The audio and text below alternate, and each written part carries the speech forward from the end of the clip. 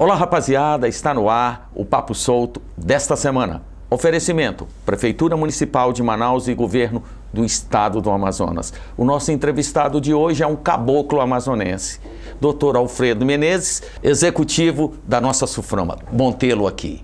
Obrigado, Adão. Uma satisfação muito grande estar aqui no seu programa, né? E conhecê-lo pessoalmente, a gente já ouvia falar muito bem de você. Nosso colega também, quando eu tinha um programa na Amazon Sat, sei da sua imensa abrangência. E estamos aqui. Para bater um papo bem solto, né?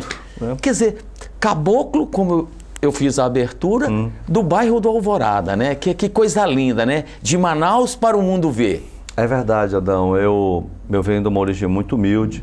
Eu nasci ali na Cachoeirinha, próximo do Colégio Doroteia, ali na frente da antiga Escola Técnica, ali naquela rua. Fui criado na General Glicério, que é do lado do General Glicério 211. Né? A Muvuca, né? A Muvuca. E aí, quando eu tinha 9 anos de idade, estava se criando em Manaus, Cidade das Palhas. E meu pai comprou uma terra aqui no Alvorada. E nós viemos para cá. Essa rua aqui, os franceses, era uma estrada de gado, né? E toda a minha adolescência foi aqui. Daqui eu saí com 16 anos para o Rio de Janeiro e estamos aí. Estamos aí, né? Bom, o senhor agora tem uma responsabilidade muito grande de nos ajudar a dar visibilidade para o Amazonas. Estava conversando com o senhor nos bastidores, o senhor que conheceu o Dr. Felipe Dal, aquela frase na entrevista que a gente estava fazendo com o Celdo Braga, que o maior inimigo da Amazônia é o desconhecimento. E nesse momento o senhor está tendo a oportunidade de divulgar o Amazonas e a Amazônia para o mundo ver. Como que o senhor vê tudo isso? Bem, eu creio que esse é o nosso grande objetivo. Primeiramente, nós temos que termos a nossa autoestima, eu diria assim, um resgate da autoestima do caboclo, de sermos valorizados, de sermos chamados de caboclo e nos orgulharmos de sermos e nascermos nessa terra. Quando eu saí daqui para estudar no sul do país, né, com 16 anos, como eu falei há pouco, eu senti que quando cheguei lá no Rio de Janeiro, as pessoas nos olhavam diferente. Nos olhávamos como índio, nos olhávamos como como se nós tivéssemos assim, um pouco menos de QI, de massa cefálica. E aí eu tive, porque quando eu estudava aqui no Colégio Militar, para você entender, eu tinha sido o primeiro lugar na maioria dos anos que eu passei aqui. Então eu tinha uma responsabilidade, aquele negócio de representar bem. Quando eu cheguei na Academia Militar, na primeira prova que teve, eu pensei que eu era o cara. Quando eu cheguei, eu tirei uma nota bem baixa. Eu falei assim, caramba, isso não pode acontecer. Então, esse é o momento, até que nós estamos passando pelo nosso país, de resgatarmos esse orgulho de sermos caboclo. E eu tenho feito isso na minha vida pessoal, né, levado essa bandeira. Aí você falou do Dr. Felipe Dal, e eu quero concluir. Dr. Felipe Dal, uma inspiração, um homem amazônida, simples na sua essência, que construiu todo esse império e deu visibilidade à Amazônia, né? Porque verdade. Hoje a rede amazônica está aí nos estados da área da SUFRAMA, que é o Amazonas, Roraima, Acre, Rondônia e Amapá. E o Dr. Felipe Dal, simples como foi, simples partiu. Eu acho que esse é o maior exemplo de homem e vida pública que tem. E agora, na frente da SUFRAMA, eu me sinto com esse mesmo desafio. Por quê? Porque a SUFRAMA, infelizmente, não é crítica, é crítica construtiva, né? A SUFRAMA, ela é uma entidade, é uma autarquia de fomento do desenvolvimento regional. Ela foi criada com essa finalidade e de fomentar o desenvolvimento do estado do Amazonas, Roraima, Acre, Rondônia e Amapá, em 3 vetores para o seu público, que é o vetor industrial, comércio e serviço e agropecuário. E nós estávamos perdidos na nossa essência, pelo menos nos últimos 20 anos. Foi por causa disso que o governo federal resolveu intervir, né? É um grupo político que dominava essa autarquia nos últimos 20 anos e se restringia somente ao estado do Amazonas e ao vetor industrial. Então, o governo federal resolveu, digamos assim, mudar um pouco, né, isso.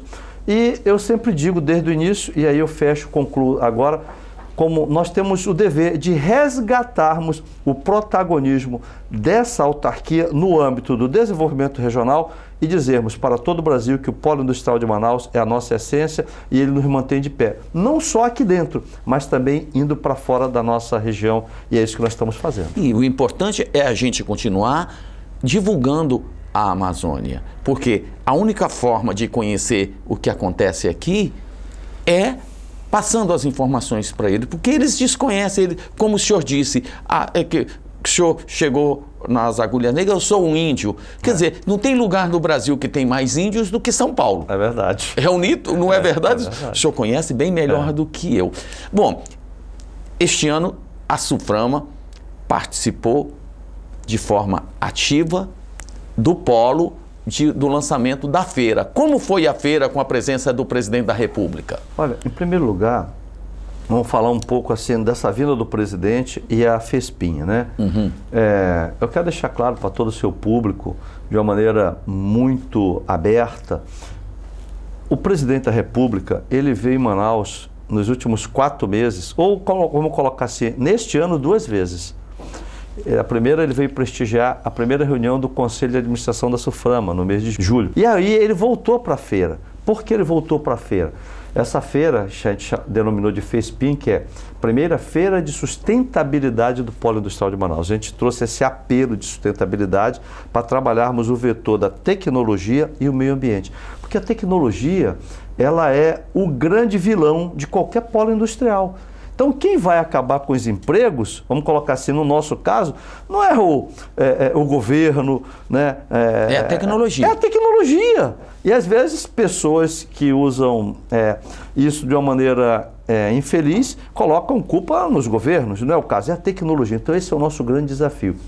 E aí, nós colocamos sustentabilidade, porque termos dentro dessa floresta amazônica, é o caso aqui nosso, do estado do Amazonas, 98% da nossa floresta em pé. Como você muito bem falou, o brasileiro não nos conhece. E o doutor Felipe Dal estava corretíssimo.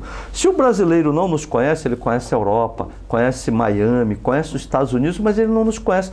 Por consequência, ele não conhece o polo industrial de Manaus. Não tem noção. Não tem noção nenhuma do que seja isso aqui. Infelizmente, por outro lado, nós não trabalhamos, as nossas lideranças não trabalharam isso para fora daqui. E aí nós temos esse impacto negativo, essa visão negativa que o Sudeste tem da gente. E nós resolvemos criar a feira, por isso que eu digo, como um conceito de defesa do polo industrial de Manaus.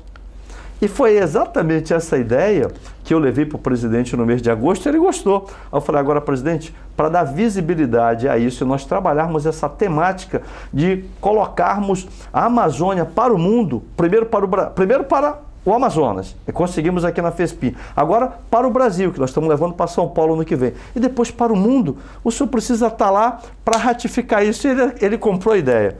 Então, realmente, foi esse evento fantástico que você pôde comprovar, não só você, como toda a população do estado do Amazonas. Eu adorei, parabéns a vocês. E eu quero voltar sobre esse tema no próximo bloco, sobre as indústrias da Zona Franca de Manaus, PIM, mas eu prefiro porque eu sou da moda antiga. Eu amo Zona Franca de Manaus. Então, um pequeno intervalo comercial e a gente volta já já com o Dr. Alfredo Menezes.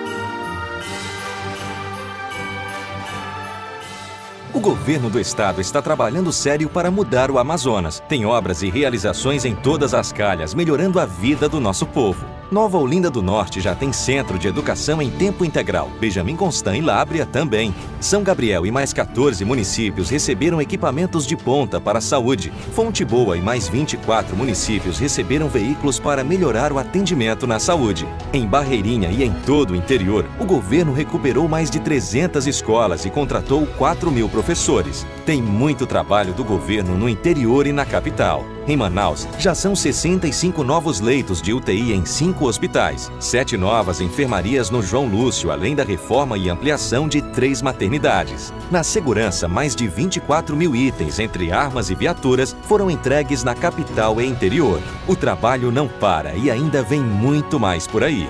Governo do Estado. Trabalhando sério, a gente muda o Amazonas. O clima natalino já chegou nas galerias populares e Shopping Felipe Dal.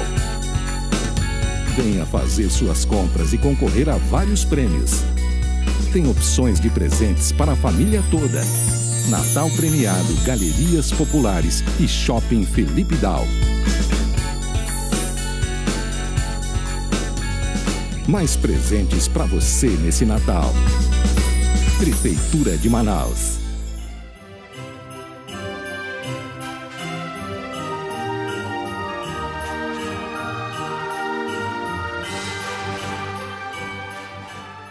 E aí, rapaziada, estamos de volta, o Papo Solto dessa semana, Suframa, super importante para a gente.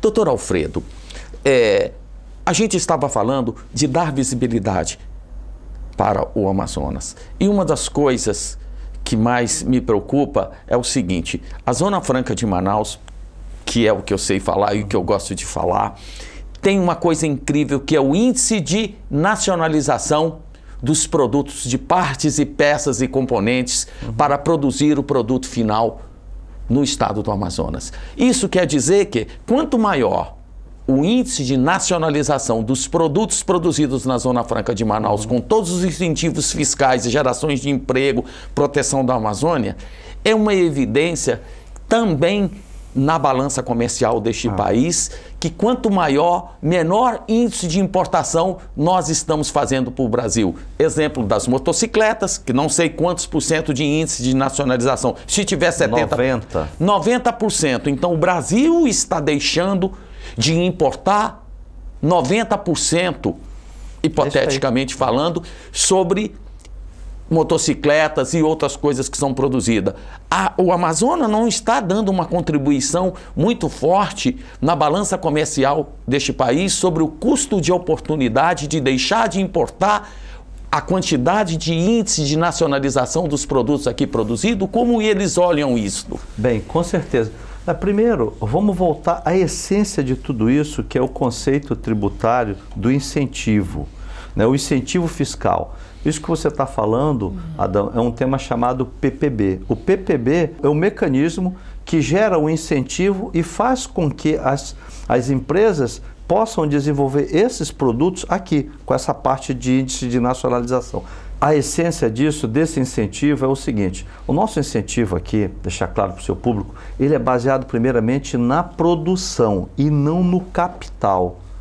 Então, essa é a primeira essência desse índice de nacionalização que a gente está colocando, que é o PPB. O que nós queremos dizer com isso? É que quando o investidor vem para Manaus, né, e decide colocar aqui a sua planta, o seu projeto e desenvolver o seu produto, aí entra o PPB, isso que você me perguntou, ele tem que passar por toda a cadeia produtiva, ele tem que chegar, ele tem que ter um projeto, tanto da planta, ele tem que investir nesse projeto da planta, ele tem que criar o produto, ele tem que empregar, ele tem que colocar um consultor para assessorá-lo, ele tem que produzir, comprar matéria-prima e ele tem que vender. Quando ele vende isso, é que ele recebe um incentivo que mantém esse polo industrial. Então o fato gerador é antes.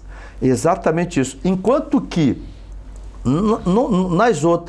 nos outros modelos, e esse modelo é que nos mantém de pé até hoje, tá? Nos outros modelos não, antes do camarada chegar, ele já está recebendo um incentivo, que é o baseado no capital. Então, o que nos protege e mantém essa floresta e o nosso polo de pé é exatamente isso, que o nosso incentivo é baseado na produção e não no capital. Então, essa é a primeira ideia. A segunda ideia, que você abordou muito bem, e esse infelizmente, para efeito de receita, esse incentivo, a gente considera, aí na essência da sua pergunta, isso como um investimento. É o investimento que o país está fazendo, né, pelas dificuldades logísticas que nós temos, de infraestrutura, para que a gente possa manter a floresta de pé. Mas a Receita, pelo lado tributário, entende isso como um gasto tributário. E aí entra do lado, digamos assim, da despesa. E nós estamos trabalhando para que, em vez de gasto, seja colocado como investimento, porque não é um gasto. Não é? É um investimento no país, é investimento na soberania, na defesa, na manutenção da floresta de pé. Então, esse é um primeiro conceito importante. O segundo conceito, dentro do que você colocou, é verticalização da cadeia produtiva, que é esse índice de nacionalização. E você abordou um polo, porque nós temos o polo de eletrônico, temos de concentrado, de duas rodas. O polo de duas rodas, que foi um dos polos que mais cresceu dentro deste ano de 2019, realmente foi um crescimento espetacular e deu base para que em 2020 ele seja muito mais pujante, ultrapassando aí mais de 1 milhão de unidades, né? 1 milhão, na realidade estão projetando 1.070.000 para esse ano. ele é 90 a 95 verticalizado. Significa o seguinte, todos os itens de duas rodas são produzidos aqui. E isso é um orgulho muito grande para nós amazônidas, para nós brasileiros. E 98% da produção de duas rodas, que inclui bicicleta e moto, vai para onde? Para o mercado local. Somente 2% é exportado. Então, ou seja, 98% de tudo que sai hoje de duas rodas no Brasil é produzido aqui. Nós temos que aplaudir os nossos empresários que querem investir no estado do Amazonas por uma coisa muito simples. A logística, ela é fantástica. Hoje é muito fácil. Eu quero ver 3.000% de inflação como passou esse país, onde o cara tinha que ter um estoque saindo de São Paulo, um estoque no meio do Rio e um estoque na fábrica, com inflação de 3.000% ao ano. Hoje não. Nós temos um país cuja inflação 3,5%, né? Que o conceito é o mesmo, porque o isolamento geográfico nos mantém com 3 estoques e eles estão aplaudidos, mas enquanto o CDI está a 5% e vai chegar a 4,5%, a 4%, ficou mais fácil gerenciar o fluxo de caixa. Perfeito. Então, esses executivos, nós temos que aplaudi-los. Com certeza, e nós fizemos isso na FESPIM, né? Nós estávamos dando a César o que é de César, porque esses investidores que vêm de toda a parte do país, que vem do mundo também, né? Eles são responsáveis por essa geração de emprego, eles são responsáveis. Eu tenho colocado isso sempre para a população, me utilizando a mídia. A população nossa aqui de Manaus desconhece que 90%, 88%, a gente coloca 90% em número de marco, da nossa economia vem do polo industrial de Manaus. Eu, aproveitando aqui a deixa e fechando essa ideia, os empresários estão muito contentes na cidade. Eu ando na rua, eles vêm falar comigo de todos os segmentos, seja restaurante, tudo. Fala assim, poxa, olha, o polo voltou. A confiança voltou, porque quando eu assumi, falaram assim, não, o Paulo Guedes vai mexer nos incentivos. Não mexeu. Não, a BR não vai ser feita. Está sendo feita. Ah, você não vai durar um mês. Estamos aqui até agora. Ah, o presidente não vem. Veio 2 vezes. Então a gente calou a boca de todo mundo. Resgatamos essa confiança no empresariado e está todo mundo contente. Os nossos incentivos estão garantidos aí até 2026, tranquilamente. E eu creio, como você muito bem falou para fechar essa ideia, com tudo isso que você falou, reforma da Previdência realizada, juro baixo, risco Brasil baixo, crescimento agora foi do PIB de 1,2% desse ano para esse ano e projetado para 3% ano que vem, que agora nós vamos decolar. Isso aí. Ano que vem. Então nós vamos um pequeno intervalo comercial e a gente volta com esse papo solto que está ficando melhor do que a gente esperava.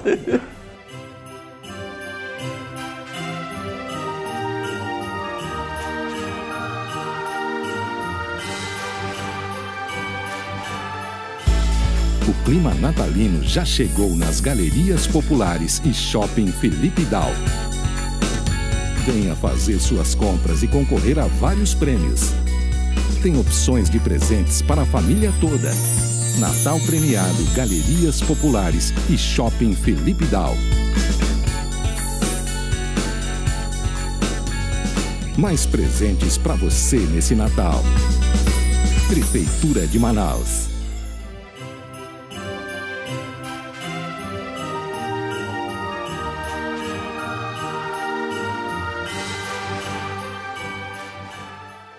Olá, rapaziada, estamos de volta com o Papo Solto, Dr. Alfredo Menezes, superintendente da SUFRAMA.